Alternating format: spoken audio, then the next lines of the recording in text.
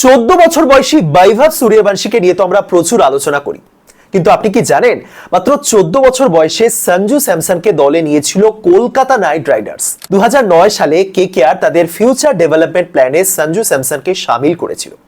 তখন সঞ্জু একেবারেই ছোট্টখাট্ট বাচ্চা ছেলে, আন্ডার 19 ক্রিকেটও খেলেননি, কিন্তু কেরলের রঞ্জি স্কোয়াড বলুন অথবা সৈয়দ মুস্তাক আলী স্কোয়াড, সেখানে তিনি সুযোগ পেয়ে গেছিলেন এবং কলকাতা এরকম ট্যালেন্টের সদ্ব্যবহার করতে কোনোদিনও ছাড়ে না। 2010 সালে কলকাতা নাইট রাইডার্স শ্রীলঙ্কাতে একটা ট্যুর করতে গেছিল।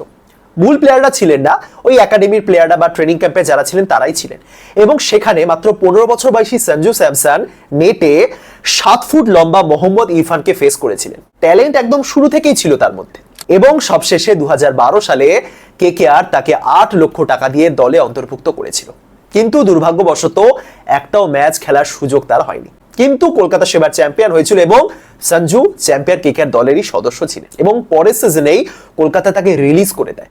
তৎকালীন কলকাতার টিম ডিরেক্টর জয় ভট্টাচার্য পরবর্তীকালে একটা ইন্টারভিউতে বলেছেন, টিমে এত উইকেট কিপার ছিল, Brendon McCullum, Manvinder Bisla, Brad Haddin, সেখানে সঞ্জুকে জাস্ট বসিয়ে রাখা এটা তারা একেবারেই করতে চায়নি। তারা চেয়েছিল সঞ্জু অন্য দলে গিয়ে ম্যাচ খেলুক, পারফর্ম করুক, এবং তারপরের সিজনেই রাজস্থান রয়্যালস সঞ্জুকে দলে নিল। আইপিএল এর সর্বাধিক রান সংগ্রাহকের লিস্টে তিনি বর্তমানে রয়েছেন 14 নম্বরে, এবং আমার বিশ্বাস এই লিস্টে তিনি একদিন টপ 3 বা টপ 4 অবশ্যই থাকবেন।